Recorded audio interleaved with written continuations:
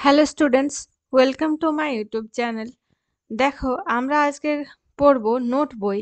লিখেছেন সুকুমার রায়। সুকুমার রায়ের কবিতা নোট বই। ঠিক আছে, তাহলে প্রথম থেকে শুরু করছি। এই দেখো পেন্সিল, নোটবুক এ হাতে, এই দেখো ভরা সব কিলবিল লেখাতে।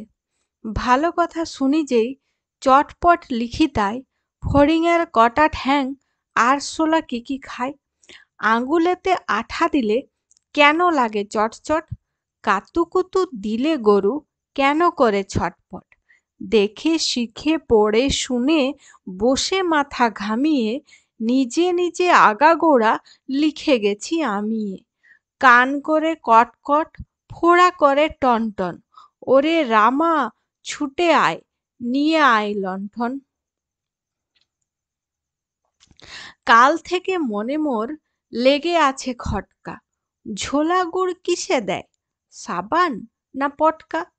এই বেলা প্রশ্নটা লিখে রাখি গুছিয়ে, জবাবটা জেনে নেব মেজদাকে খুঁচিয়ে। পেট কেন কামড়ায় বলো দেখি পারোকে, বলো দেখি ঝাঁঝ কেন জোয়ানের আরকে। তেজপাতে তেজ কেন, ঝাল কেন লঙ্কায়, নাক কেন ডাকে আর পিলে কেন চমকায়। কার নাম দুন্দুভি, কাকে বলে অরণি, বলবে কি তোমরাও নোট বই পড়নি। তাহলে এখানে কবি বলছেন যে ওনার কাছে একটা নোট বই আছে। ঠিক আছে, তাহলে নোট বই মানে একটা খাতার মতো, বলা ভালো ডায়েরির মতো। ঠিক আছে, তার কাছে একটা ডায়েরি আছে এবং আছে একটা পেন্সিল। তাহলে সেই সেই পেন্সিলে তিনি কি লিখেন, ভালো কথা শুনলেই সেটা চটপট লিখে ফেলেন, যাতে সেটা ভুলে না যান। আর ভুলে গেলেও পরে যাতে নোট বই থেকে দেখে মনে করতে পারেন, সেই জন্য ভালো কথা শুনলেই চটপট লিখে নেন নোট বইতে। ঠিক আছে, কি কি লেখা আছে সেই নোট বইতে? ফড়িংয়ের কটা ঠ্যাং আরশোলা কি কি খায়, আঙ্গুলে আঠা দিলে চটচট লাগে কেন, গরুকে কাতুকুতু দিলে সে ছটফট করে কেন। ঠিক আছে, এইগুলোর উত্তর সব নোট বইতে লেখা আছে।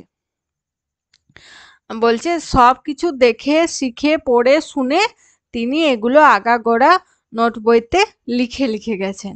কি কি লিখেছেন সেই নোট বই পড়লে সব কিছুর উত্তর জানা যাবে।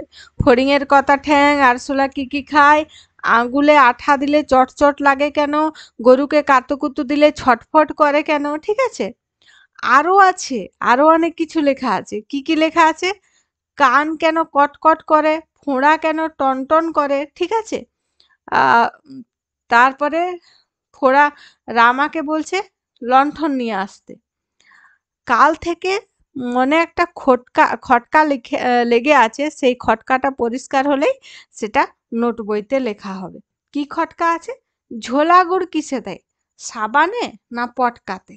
ঠিক আছে, তাহলে এই প্রশ্নের উত্তর তো কবি জানেন না, তাহলে কিভাবে জানবেন?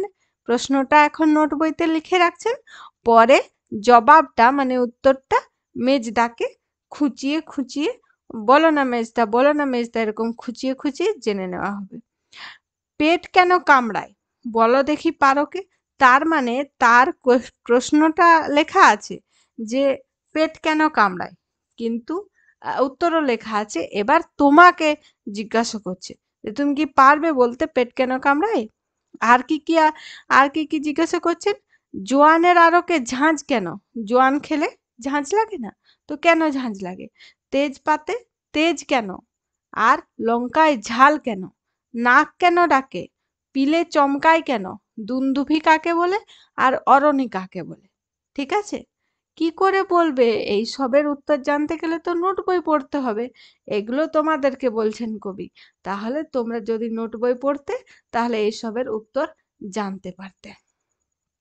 ঠিক আছে, নোট বই পড়নি কিন্তু এই কবিতাটা তো পড়েছো, তো সেই জন্য দুন্দুভি শব্দের মানে দেখো, দুন্দুভি মানে হচ্ছে ঢাক, আর অরণি মানে হচ্ছে যে কাঠে আগুন জ্বলে বা চকমকি পাথর বা চিত্রক গাছ। ঠিক আছে, তাহলে মোটামুটি করে পিলে মানে প্লিহা, পিলে চমকানো জানো তো, প্লিহা কে বলছে পিলে, আর ভয় লাগলে পিলে চমকায়, এটা তো সবাই জানে। তাহলে এটা মানে মূল কবিতাটা হচ্ছে এইটা। কবির কাছে একটা নোট বই আছে এবং সেটা কিলবিল লেখাতে ভর্তি আছে। তার মনের মধ্যে যে সমস্ত প্রশ্ন আসে এবং চারিদিকে দেখে শিখে পড়ে শুনে যা যা কিছু জানতে পারেন সব ওই নোট বইতে লিখে রাখেন। সব কিছুর উত্তর সেই নোট বই পড়লে পাওয়া যাবে। ঠিক আছে, তাহলে নোট বই কবিতাটা বোঝা গেল। আর এর পরের দিনে আমরা নোট বইয়ের প্রশ্ন উত্তর করব হাতে কলমে। তাহলে আজকের ভিডিওতে এই পর্যন্তই। ভিডিওটি শেষ পর্যন্ত দেখার জন্য ধন্যবাদ।